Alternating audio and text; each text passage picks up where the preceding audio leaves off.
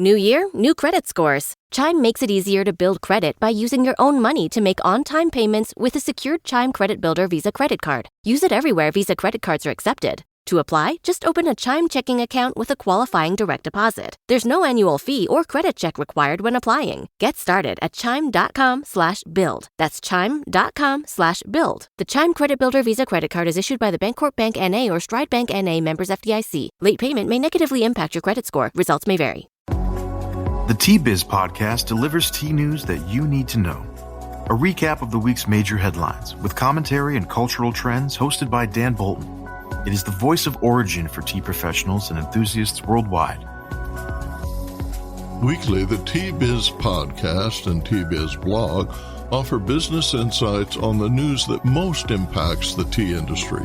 Paired with Tea Journey magazine for tea enthusiasts, the T-Biz portal is a global resource providing nuanced coverage for everyone who loves tea. Hello, everyone. Here are this week's headlines. FAO reports that progress towards sustainable agriculture has stalled in many regions. There's tea relief for Pakistan. And an outsider offers $157 million for McLeod Russel India. Plus, Jami Lewchik, head of TAZO Sustainability Initiatives in the U.S., discusses the ambitious task of obtaining Regenerative Organic certification for the brand's entire line of teas and ingredients. More in a minute, but first, this important message.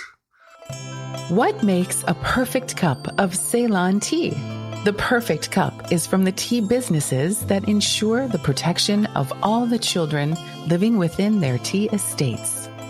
We salute Kailani Valley, Telawakili, Bogawanthalawa, Harana, and Elliptia tea estates. Support Save the Children, Sri Lanka. The Food and Agricultural Organization reports that 7 years after the United Nations committed to 17 Sustainable Development Goals, known as SDGs, the trend lines show a slight improvement, but measures of current status indicate, quote, progress towards sustainable agriculture seems to have stalled in many regions, end quote. Western Asia and Northern Africa, Latin America and the Caribbean, North America, Europe, and Oceania, excluding Australia and New Zealand, have registered no improvement since 2015, according to FAO's annual report.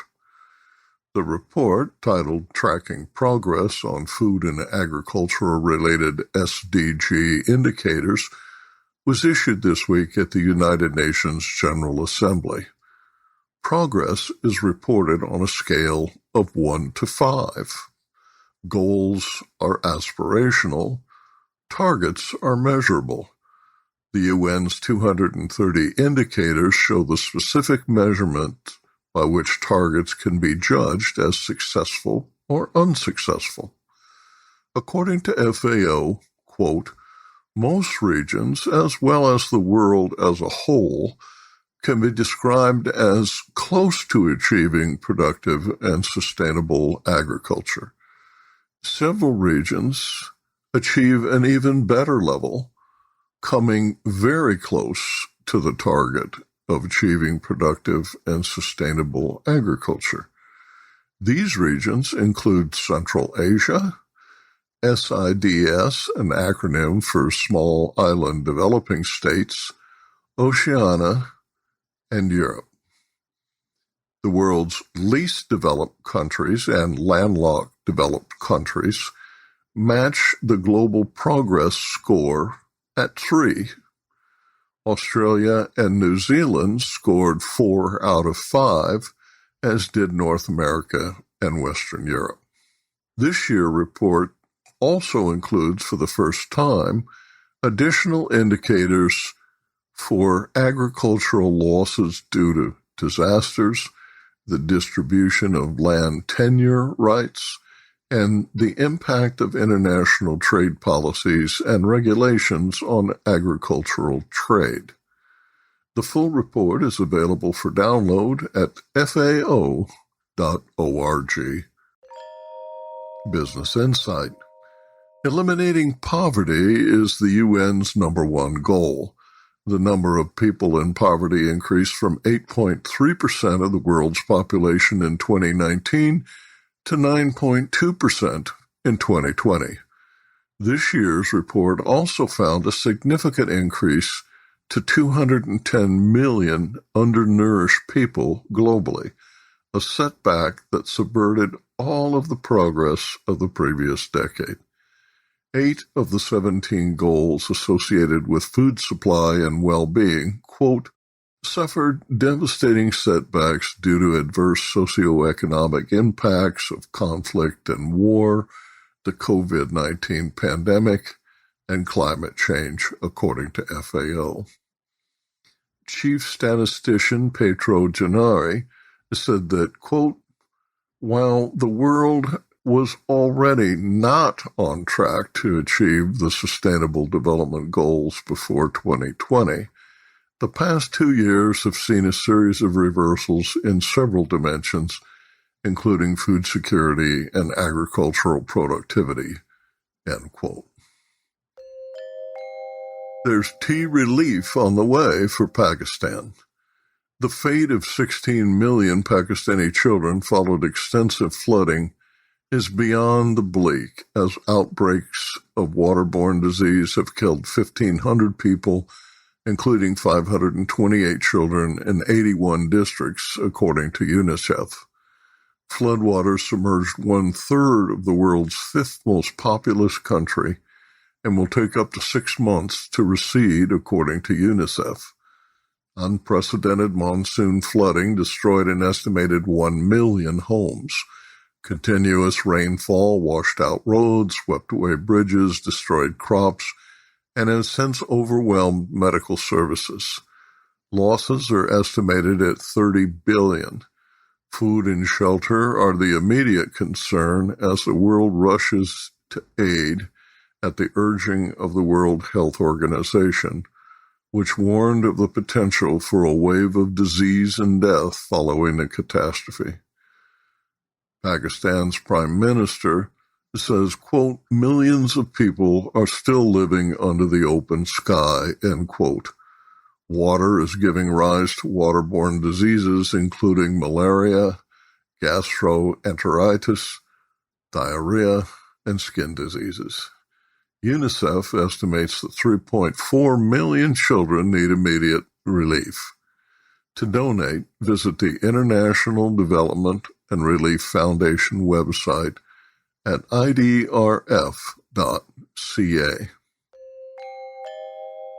Business Insight. In September, Netherlands-based Ekaterra Tea donated 100 tons of tea to Pakistan, saying, quote, tea is not only a part of the staple diet in Pakistan, but also an essential item that helps people get a sense of community. Through the donation, ekaterra hopes to give Pakistanis a feeling that everyone is in this together. Pakistan is the world's largest tea importer by volume and has the 7th highest consumption per capita. Tea drinkers there consume an average of 3,000 cups per second. Carbon Resources, a private company that makes battery electrodes, acquired 5% of troubled McLeod Russel India last week, announcing a takeover offer, quote, that is fair and lucrative, end quote. Kolkata-based McLeod is one of India's largest tea growers, producing 73 million kilos of tea annually. Insolvency proceedings forced the venerable tea venture to consider an acquisition to repay several banks and other lenders. Carbon Resources sent a letter of intent to creditors as a non-binding offer to settle all secured debt in full and pay 55% of what they are owed to unsecured lenders. The offer caused McLeod shares to soar, gaining almost 70% during the past week. A director for carbon resources told Bloomberg News that the takeover would help it diversify and add scale. The intent, he said, is a clean one-shot resolution for McLeod Russell, and that is what we have offered. McLeod owes 1,700 crore in Indian rupees, more than $210 million in U.S. dollars. Arvinda Anantharaman in Bengaluru reports on this week's tea auction prices. India tea price report for the week ending 17 September 2022. Indian media has been abuzz with reports of a significant chunk of Darjeeling's tea gardens being up for sale as the plantation business has become increasingly unviable. There has been a build-up towards what could be a tipping point. Multiple factors have contributed to it, including decreased yield, increased cost of production, the loss of markets in 2017 following the Gorkha agitation, climate change, and now the increasing volume of cheap and inferior quality tea that comes from Nepal at a 0% import duty thanks to a Indo-Nepal Friendship Treaty. What this has done is really brought prices down as Nepal tea is being blended or sold as and sold with Darjeeling tea in the markets, and producers are unable to recover even the cost of production for bulk of their teas. Remains to be seen how things will unfold over the next few months. In auctions, Sale 38 saw good demand for orthodox black teas across all auction centers. Exporters were active. In Kolkata, orthodox leaf sold for 244 rupees per kilo. In Guwahati, orthodox leaf sold for 252 rupees per kilo. There was a strong demand for orthodox tea here, and Tata Consumer Products and Hindustan Unilever were active. In the south, average auction prices were 140 rupees per kilo in Cochin, 97 rupees 15 paise in Kunur, and 114 rupees 42 paise in Coimbatore. And now, a word from our sponsor. Hello, I'm Bogdan, a passionate tea drinker and the inventor of the ultimate tea machine, the Brew Maker 1. Preparation is key to making fine tea. Sequential steepings deliver the best taste possible and unlock the true value of whole leaf teas and botanicals. Brew automates that process without using any pots or capsules. This simple-to-operate, smartphone-controlled device stores steeping profiles to consistently make great tea at the push of a button. Brew also reduces time, waste, and energy.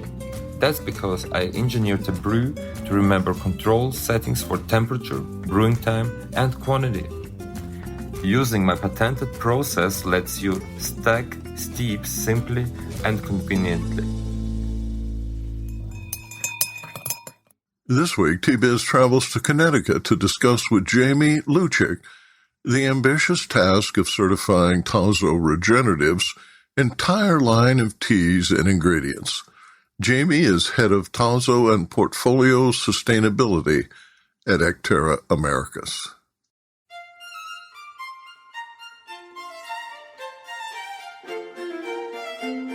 TAZO reformulated and relaunched 4 of its leading blends this summer.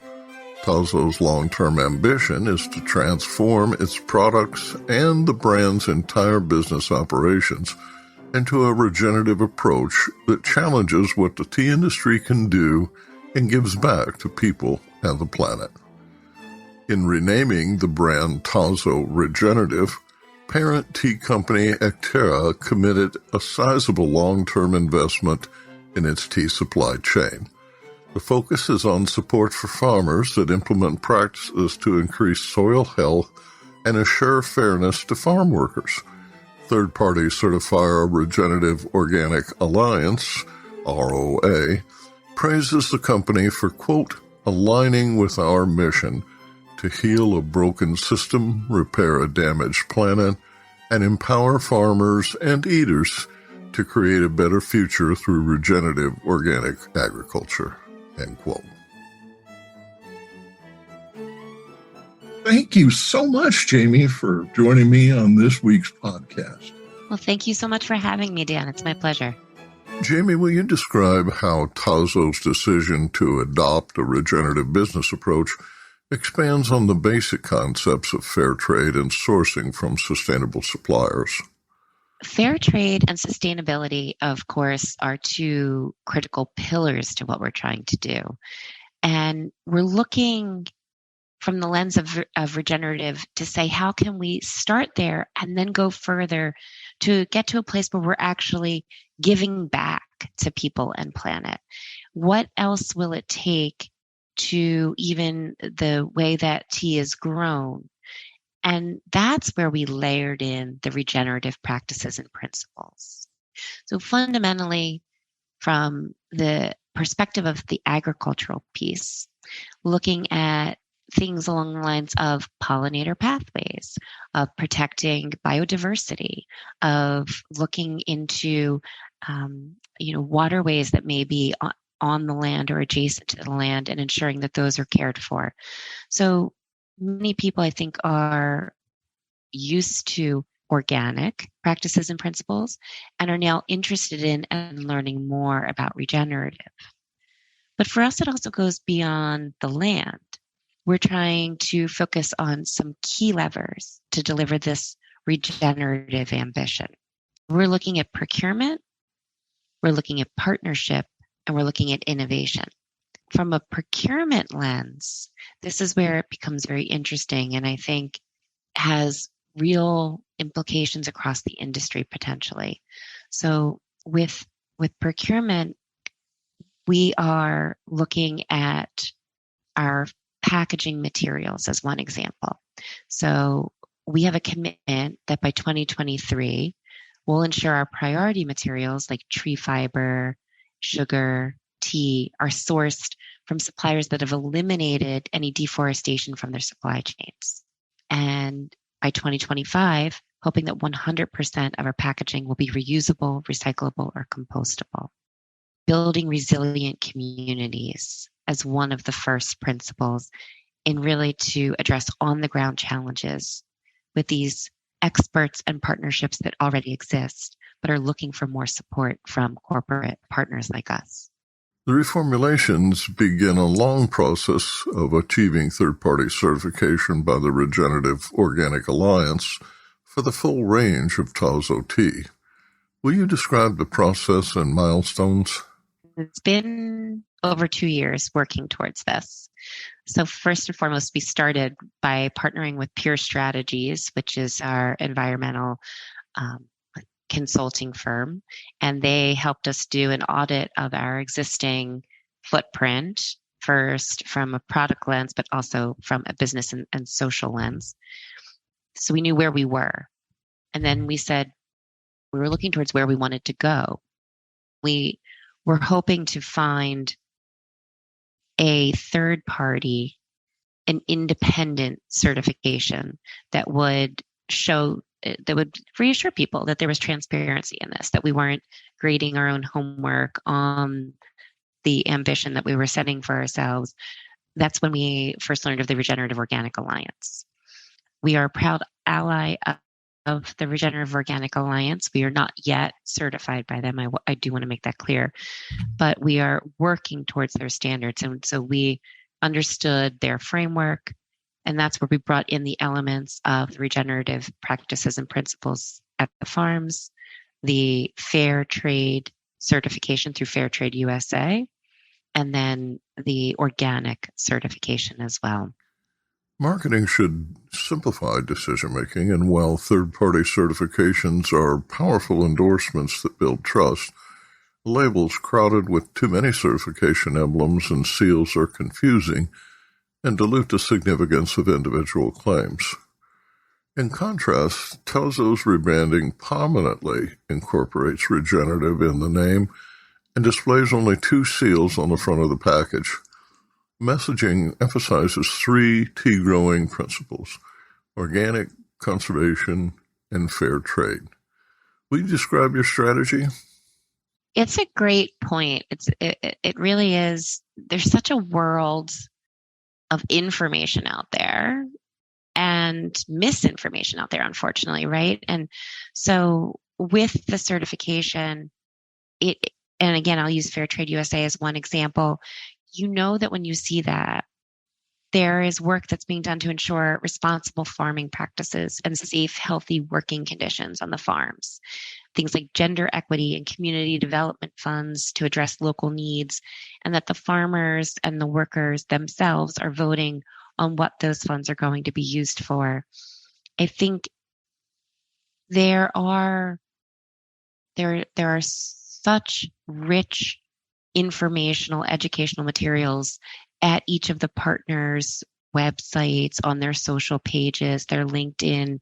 I think that whether it's the Rodale Institute or the Regenerative Organic Alliance or Fair Trade USA, these entities are doing a great job of collecting the important bits of information for consumers.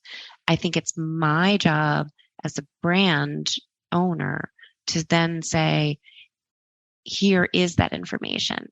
Here's why this is important, that when we're putting it all together in a box, a literal box for you to enjoy in our TAZO tea. And so we feature some of their stories on our website or in our social conversations on Instagram, for example, or TikTok, trying to meet our consumers where they are, where they might be looking for information, and then make that available to them. Earlier this year, the New Climate Institute issued a report critical of companies trumpeting, quote, ambitious-sounding carbon goals, end quote. Nestle and Unilever offered rebuttals. Last month, the UK's Advertising Standards Authority banned advertising one of Unilever's popular detergents for unsupported claims about its sustainability. Listeners will find it helpful in your role as head of portfolio sustainability if you share insights about consumers' expectations.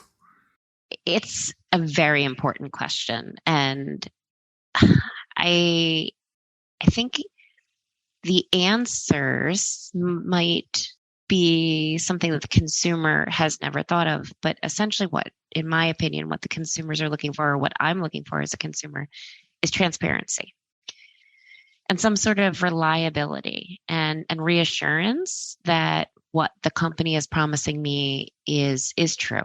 I will say for us, we see that businesses must play a role in addressing climate change because we played such a large role in creating it.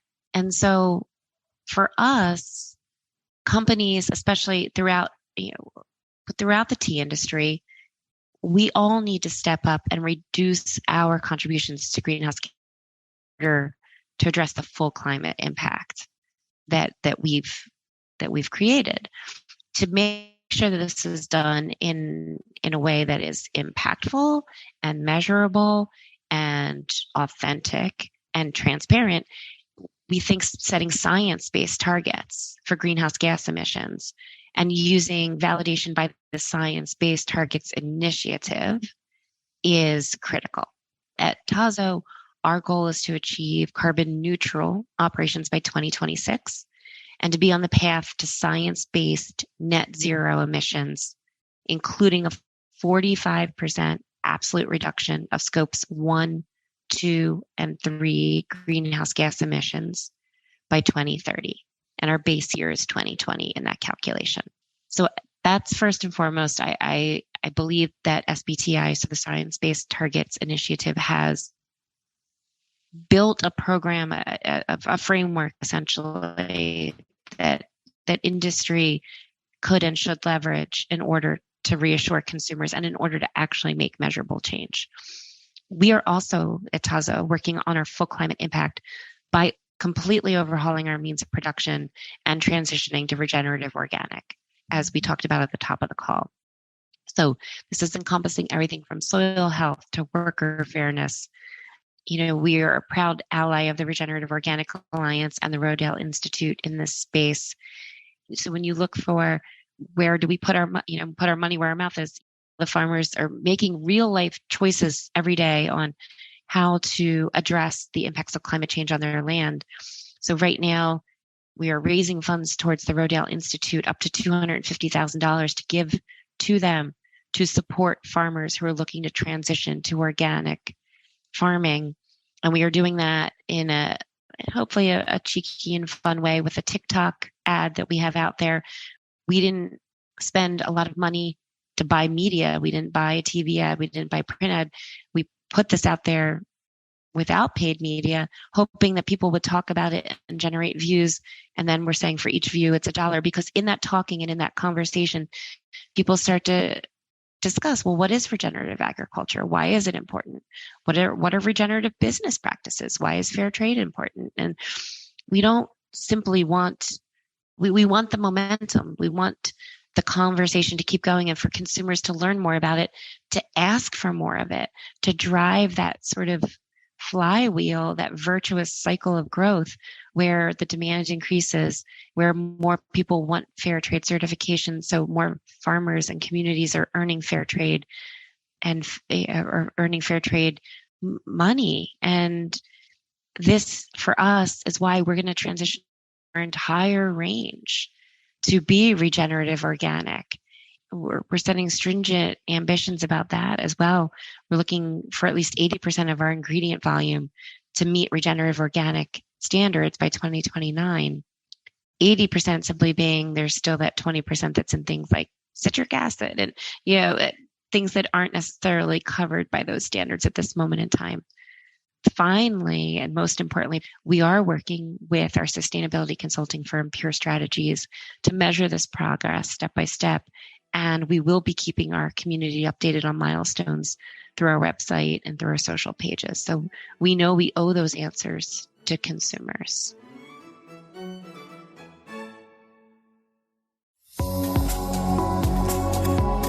Intrigued by what you heard in today's podcast? Would you like to learn more from our global network of TBiz journalists and tea experts? Remember to visit the TBiz website for more comprehensive coverage. That's www.t-biz.com. Thanks for listening. Farewell till next week.